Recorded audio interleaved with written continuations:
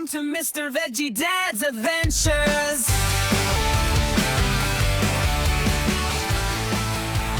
Good morning from Kinston, North Carolina.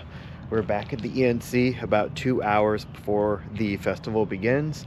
We were given special permission to come film like a behind the scenes type video before the festival opens for the day. So it's about 8 o'clock and the festival starts at 10. So we're going to show you what some of the setup process is like and what the festival looks like with nobody here. So enjoy. So right now we are on the fairgrounds and everybody is still setting up. There's vehicles everywhere. The stages are being put together. They're putting, all the mics, and you got all the musicians getting ready. Some of the animals are still here. All the food trucks. Actually, it looks like some of the food trucks are not here right now. There's a few. Yeah, it looks like a few may have left and they'll be back soon. But yeah, this is just going to be our behind the scenes look at how everything goes.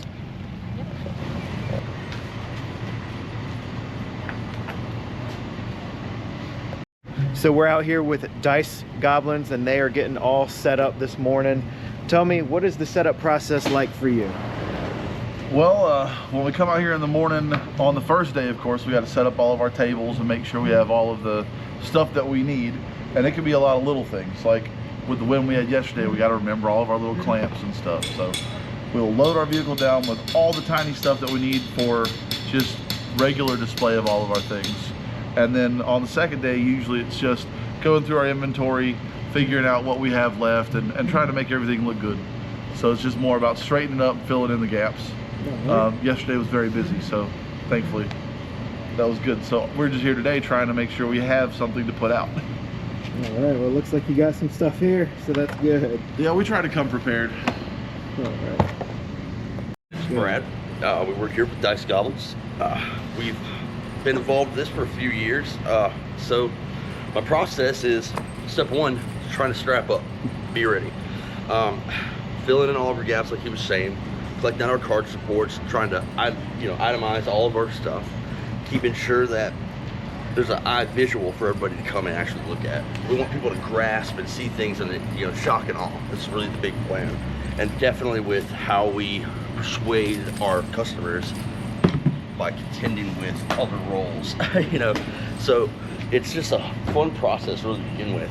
At first, it's you get a little anxiety because you're like, oh, I'm not prepared enough. But we put in the work, the time, the effort, which allows us to maintain a steady flow of sales. So as long as we look visual, we look good, then everything works out for us. That's pretty much where we're at. Set up, look good. If everything looks good, we look good, we sell good. All right. Appreciate it, man.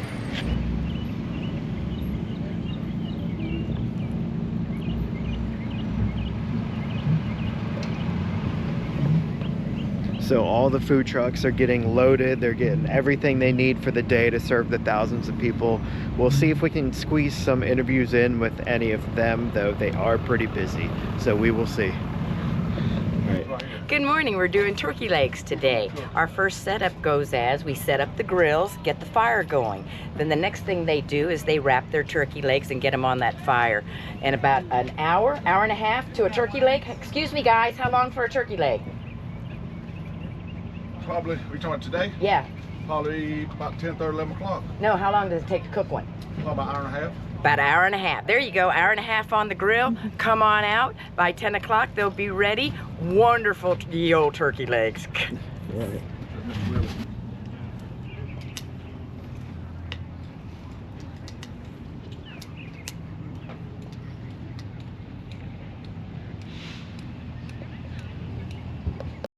So right here behind me is where the Queen's Court will sit throughout the day, and they actually brought me in front of the Queen yesterday to give a little speech, and it was a little nerve-wracking, but I feel like I did okay being put on the spot. It's just another cool area here. It's not necessarily gonna have to track myself.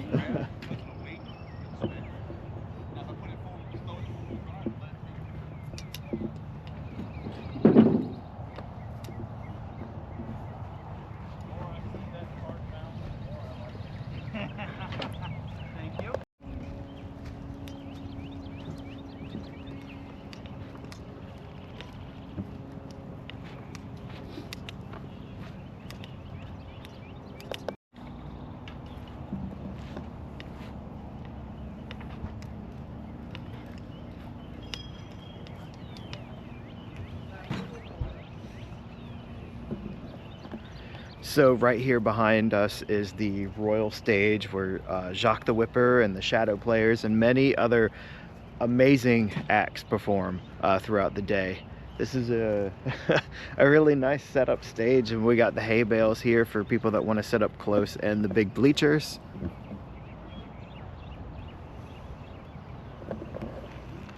Very well put together. This is a cool little area, and it's treated as their main stage, and I'm assuming for years to come this back area will be treated as the main stage area.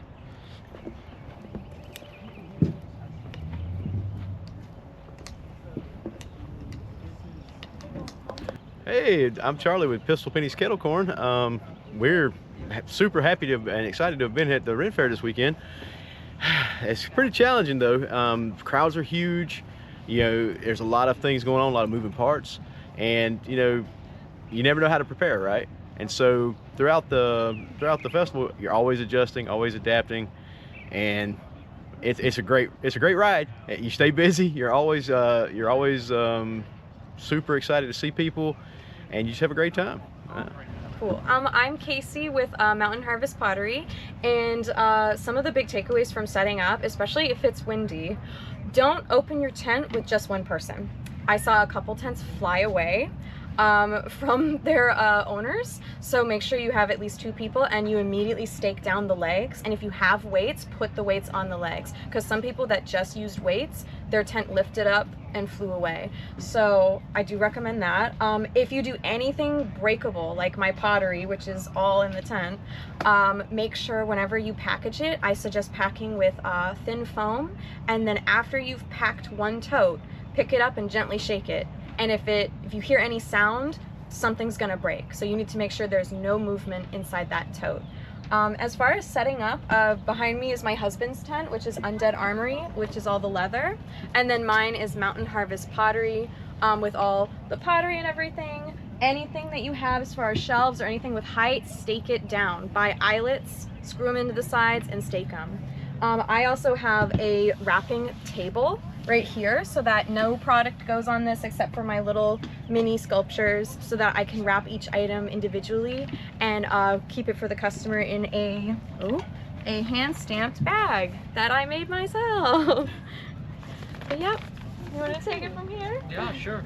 So I am Gloki, stands for Ginger Floki. I'm the proprietor for Undead Armory. For as far as setup goes, like my lovely wife mentioned, she stakes down everything. For me, I'm not as worried about things moving around or breaking, so it's just making sure everything is packed nice and tight. The most important things for me is things like mittens over here, the mountain lion, and my rabbit pelts and the skulls.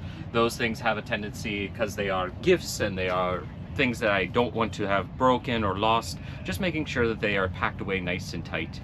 But setup is actually fairly simple for me, just getting everything onto tables, and the only thing that's a little bit of a pain is these potion bottle holders and the mug straps, because they have to be snapped into the grate just to make sure that they don't. I also suggest getting yourself some sort of belt and like a bag that you can put like money in. If you use a cash drawer, that's also totally fine, but I like having it on my person so I always know that it's safe and with me.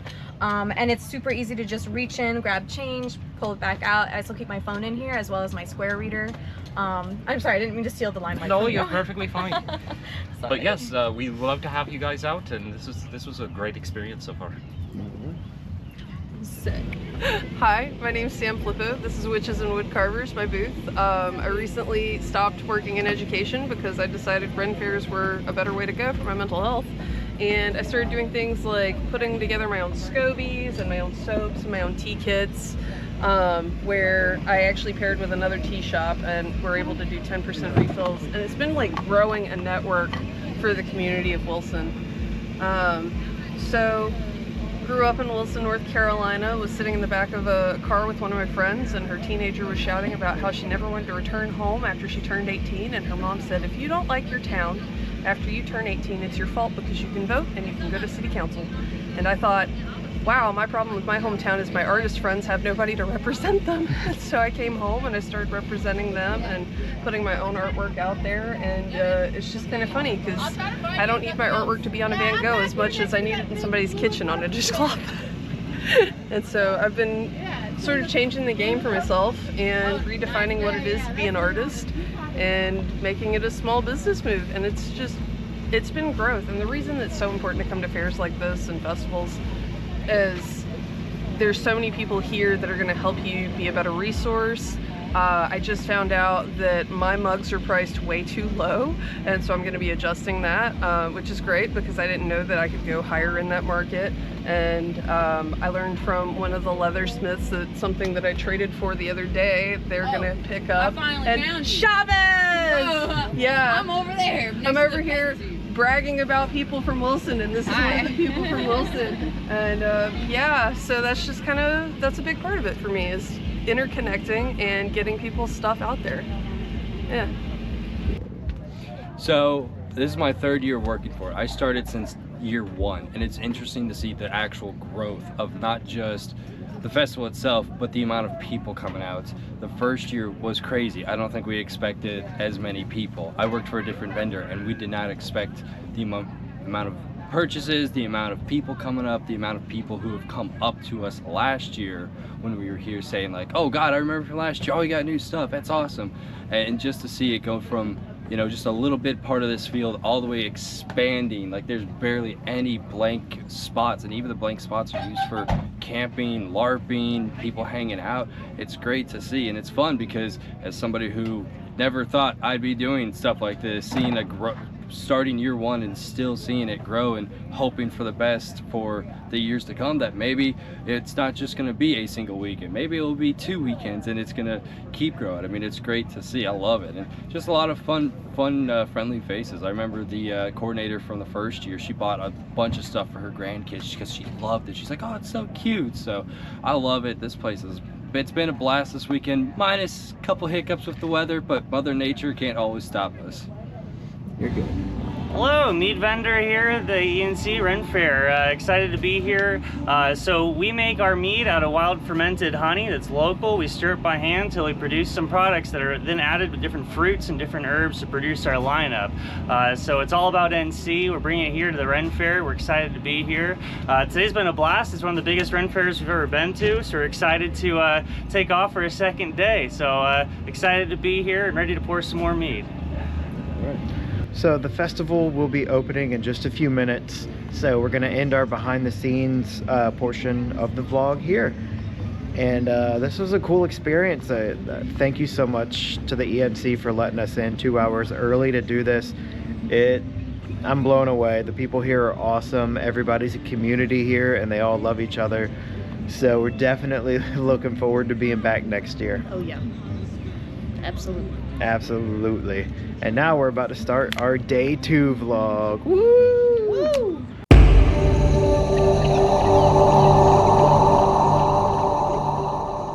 This has been a Mr. Veggie Dad production.